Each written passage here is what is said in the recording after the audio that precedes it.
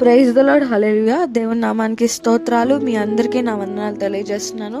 ఈ దినం కొరకు దేవుడు సిద్ధపరిచినటువంటి మాటలు, ప్రియ సహోదరి సహోదరుడా, నీ జీవితంలో ఉన్న పరిస్థితులు బట్టి కానీ, మనుషులను బట్టి కానీ, నీ వ్యక్తిగత జీవితం గురించి కానీ, దేనిని గురించి అయినా కానీ నువ్వు చింతిస్తున్నావా? అయితే ఈ మాటలు దేవుడు నీ కొరకే మాట్లాడుతున్నారు.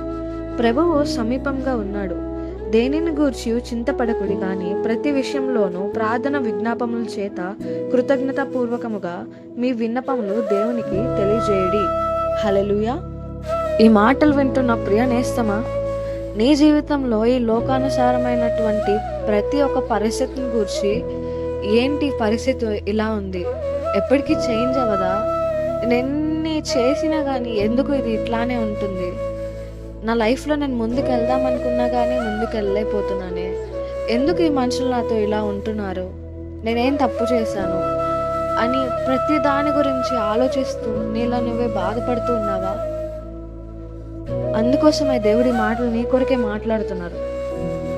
దాని కింద వచనం ఒకసారి చూసుకున్నట్లయితే, అప్పుడు సమస్త జ్ఞానమునకు మించిన దేవుని సమాధానము యేసుక్రీస్తు వలన మీ హృదయములకును మీ తలంపులకును కావలి యుండును. హల్లెలూయా. రాకడ సమయం గురించి విషయాలు మన ప్రపంచంలో ఇప్పటికీ జరుగుతూనే ఉన్నాయి. ప్రపంచం అనేది దానికది సిద్ధపాటు కలిగి ఉంటుంది దేవుని రాక కొరకే. అదే రీతిగా ఈ లోకానుసారమైన విషయాల గురించి నీవు నీ యొక్క సమయాన్ని వ్యర్థపరుచుకుంటూ బాధపడుతూ ఉన్నావు. కానీ నీకు తెలియని విషయం ఏంటంటే, నువ్వు చింతపడుతూ ఆలోచిస్తూ బాధపడుతున్నావంటే నువ్వు సాతానికే ప్రియారిటీ ఇస్తున్నావు. నీ టైం అంతా నువ్వు సాతానికే ప్రియారిటీ ఇస్తున్నావు అని అర్థం. కానీ ఈ లోకం అయితే తెలియజేస్తుంది, వాక్యం తెలియజేస్తుంది, ప్రభువు సమీపంగా ఉన్నాడు. దాన్ని నువ్వు గ్రహించి నీ యొక్క ఉన్న సమయం అంతా దేవుళ్ళలోనే గడపాలి, ప్రార్థన ఎక్కువ చేయాలి. అదే విషయంగా దావీదు కుమారుడైన సొలొమోను తెలియజేస్తున్నాడు, ఈ ఆకాశం కింద ప్రతిదీ వ్యర్థము అని చెప్పి సొలొమోను తెలియజేస్తున్నాడు. హల్లెలూయా. అందుకోసమే దేవుడు ఈరోజు నీతోనే తెలియజేస్తున్నారు, ఈ లోకంలో ఉన్నవన్నీ వ్యర్థము, నేను త్వరగా రాబోతున్నాను.